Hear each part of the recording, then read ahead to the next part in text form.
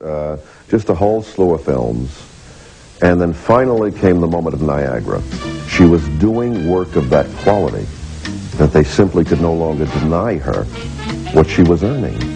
In other words, they were forced by a combination of fan mail and the reaction of the public and Marilyn's own work to finally deliver to her the stardom that she was in search of.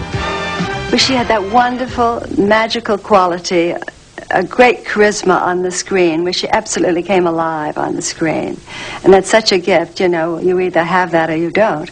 And she certainly did. And everybody that worked with her absolutely loved her. You know, they thought she was so wonderful, and she was.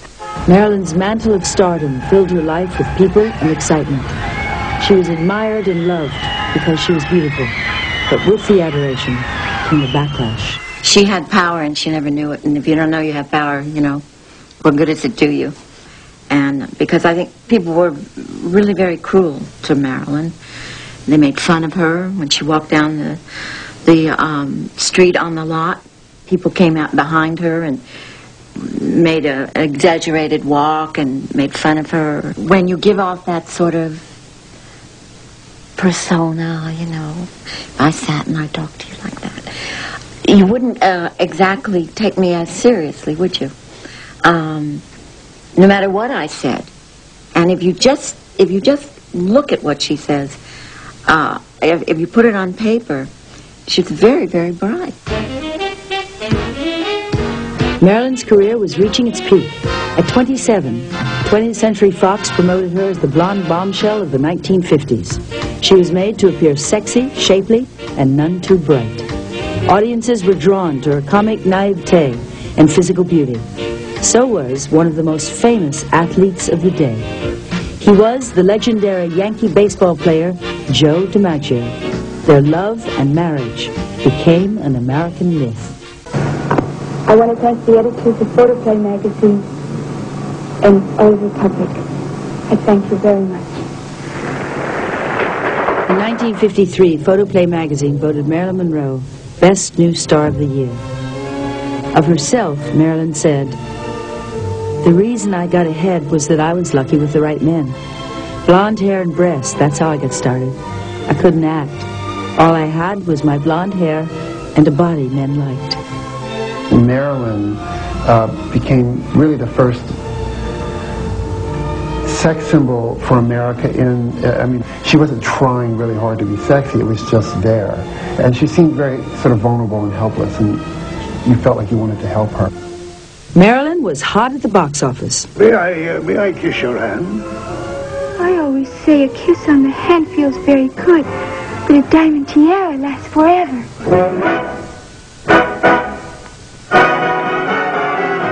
We're just two little girls from Little Rock. We lived on the wrong side of the tracks. But Little Rock or Square Rock, these gals must have their rock. Diamonds are a girl's fancy fair. Gentlemen Prefer Blondes was a smash hit and became one of her signature roles. That movie's success and her comedic skills earned her a coveted invitation to Grauman's Chinese Theater in Hollywood, fulfilling yet another childhood dream. From coast to coast, Marilyn drew crowds wherever she went. She stopped traffic in New York on the way to the theater. People couldn't resist the allure of the most beautiful goddess of the silver screen. The doors opened, and all you could see were about a dozen policemen crowded around and circled around this tousled blonde head. And the crowd went out of their minds. As she came close to where I was, I will never forget, her head was sort of tossed back, and tears were rolling down the sides of her face. And all I could see was Norma Jean and the victory. They love me. I'm accepted. I'm okay. Marilyn's stardom provided a sense of safety and security she'd never known as a child. But her success bred conflicts and power struggles with the men who ran her professional life, the studio executives. She was too independent-minded for some of the men at the top. When she arrived for the first day's shooting, Jane Russell had this wonderful dressing room, and Marilyn didn't have a dressing room. And Marilyn went into Zanuck's office and said, "Look, whatever else I am the blonde. It says gentlemen prefer blondes. She had to force them to give her a dressing room. Success or not, her image as the dumb blonde was becoming a joke to critics and an obstacle to becoming a serious actress. I think Marilyn was always an underdog. I think that the critics really ripped her to shreds. She was fighting a stigma that sort of got her to where she wanted to be, but it became a prison for her because people didn't want to see her as talented or as intelligent. And I think that happens for a lot of women. Marilyn's career was hot, but her personal life was even hotter. Career objectives took a back seat when the world's most desired woman fell in love. The man in her life was the New York Yankees baseball star, Joe DiMaggio. She didn't go after the typical Hollywood hunk kind of guy. That didn't interest her. She was really turned on by men of accomplishment. Joe D. asked Marilyn to dinner. She expected him to be loud, sporty, dressed in flashy clothes, like a brash New Yorker. What she found instead was a quiet, shy man. All through dinner, he never took his eyes off her. Marilyn described Joe as having the grace and beauty of a Michelangelo. He moves like a living statue, she said. I'm sure I'm in love with him. I know I like him better than any man I ever met. After 2 years of dating, the beauty and the baseball star married. It was January 14th, 1954. Thousands of fans followed their every move. Their romance took the world by storm. When a well-known honeymoon couple arrives at Tokyo airport, a throng of 4,000 baseball and movie fans surge out of control, break through police lines. Joe DiMaggio and his bride smile bravely at their greeters, but they don't dare move. So back into the plane they go, while police clear a path to the cargo hatch with DiMaggio's convertible. The stratagem works. The former Yankee slugger and his picture bride escape into the car and head for the safety of their hotel. They honeymooned in Tokyo. Right after that, Marilyn toured for the USO in South Korea. She provoked near riots from the troops. Marilyn's reception from the GIs didn't resonate with her husband.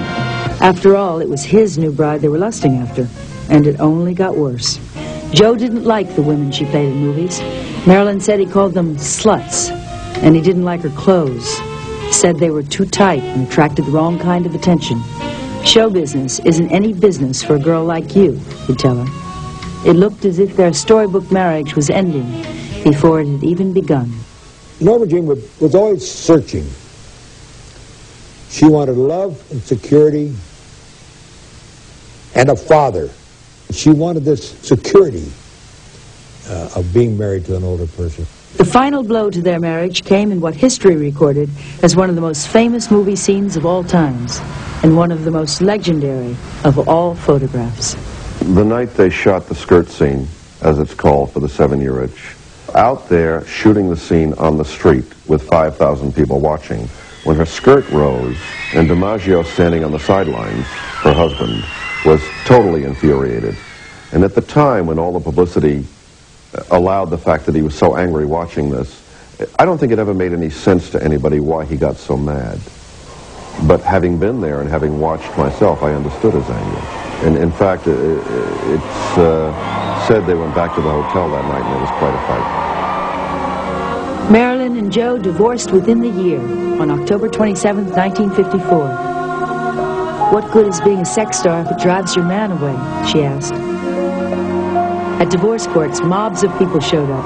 Are you still friends? Someone shouted. Yes, she said. But I still don't know anything about baseball.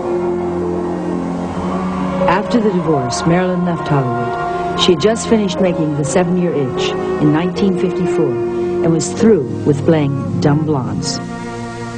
She moved to New York to continue her studies as an actress with the famed teacher of method acting, Lee Strasberg.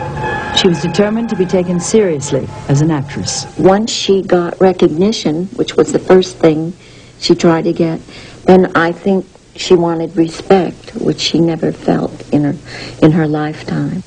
Marilyn was at a crossroads in her life. Her deepest hope was to reinvent herself as an actress. She wanted to be an actress, and she felt that if she got older, possibly the acting ability would carry over